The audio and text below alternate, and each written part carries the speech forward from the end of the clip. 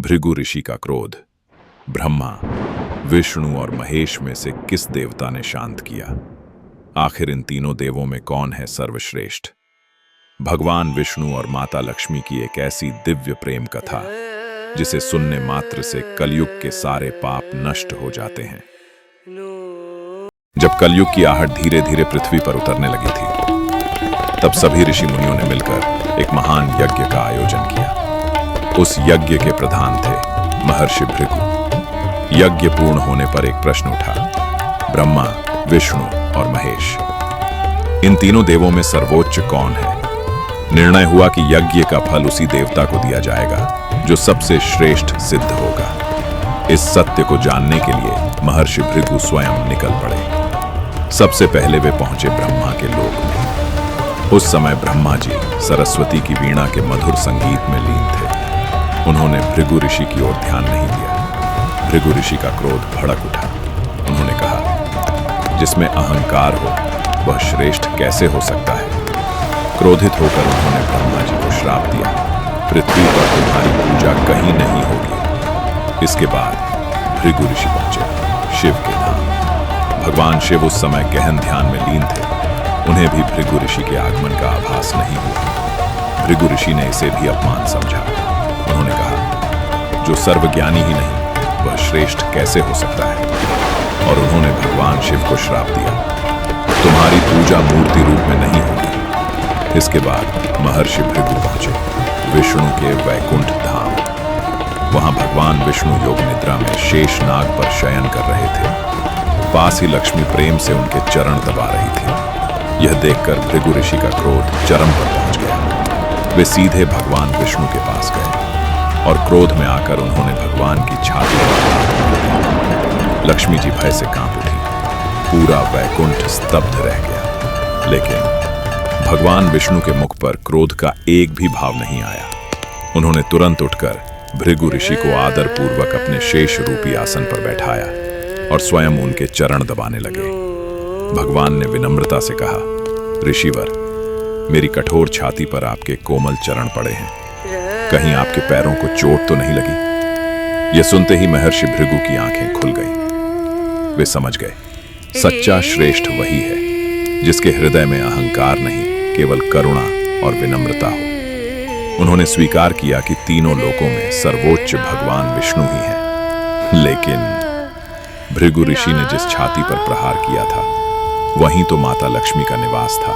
यह केवल भगवान का नहीं, स्वयं लक्ष्मी जी का भी अपमान था।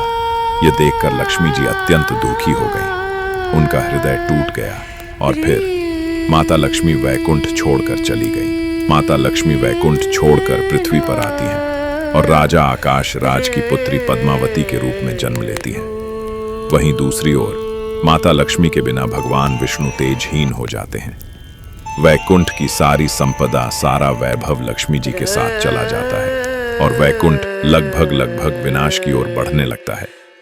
भगवान विष्णु लक्ष्मी जी के बिना अत्यंत बेचैन हो उठते हैं और अंततः वैकुंठ छोड़ देते हैं। वे लक्ष्मी जी को पुनः प्राप्त करने के लिए कठोर तपस्या करने लगते हैं। तपस्या करते करते वे इतने तल्लीन हो जाते हैं कि कई वर्षों में उनके चारों ओर चींटियां अपनी बांबी बना लेती हैं। बिना खाए पिए वे केवल एक ही नाम जपते रहते हैं, लक्ष्मी लक्ष्मी। उनकी इस अद्भुत और दिव्य तपस्या को देखकर भगवान शिव और भगवान ब्रह्मा भी चकित रह जाते हैं।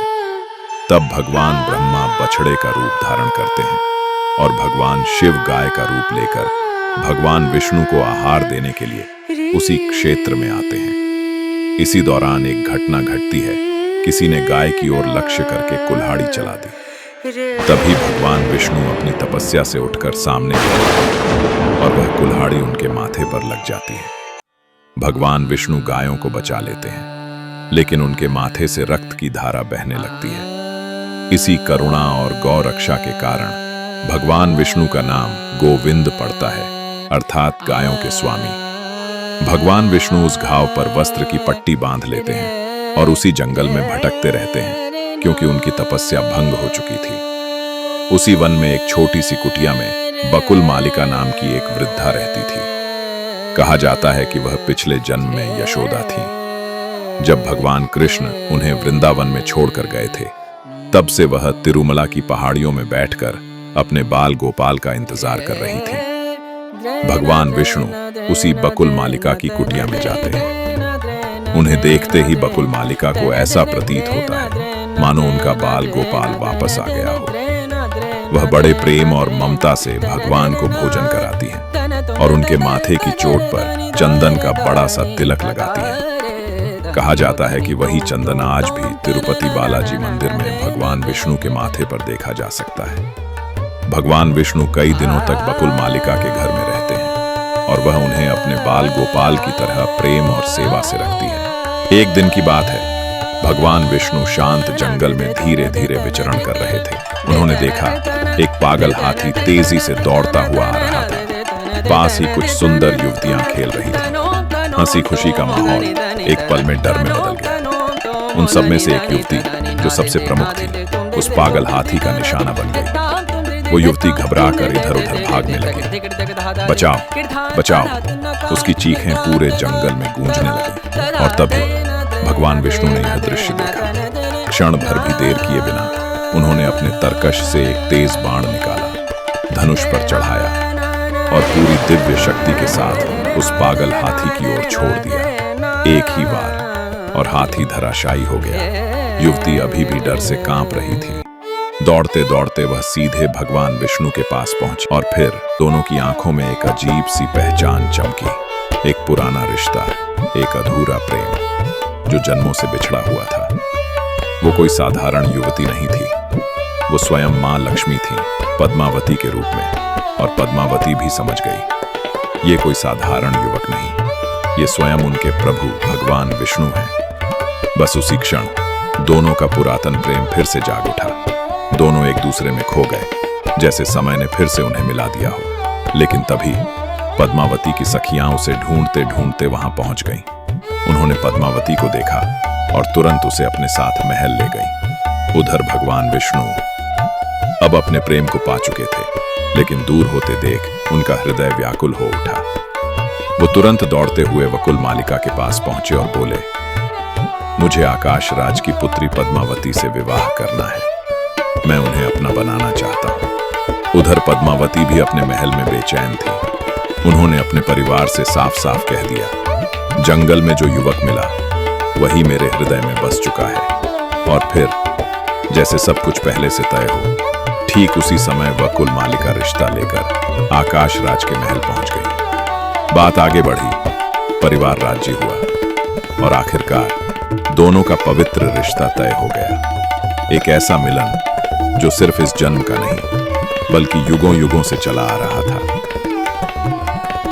भगवान विष्णु लक्ष्मी जी के वैकुंठ छोड़कर चले जाने के बाद जैसे लक्ष्मी विहीन हो गए थे। उनका तेज, उनका वैभव, सब कुछ मानो उनके साथ ही चला गया था।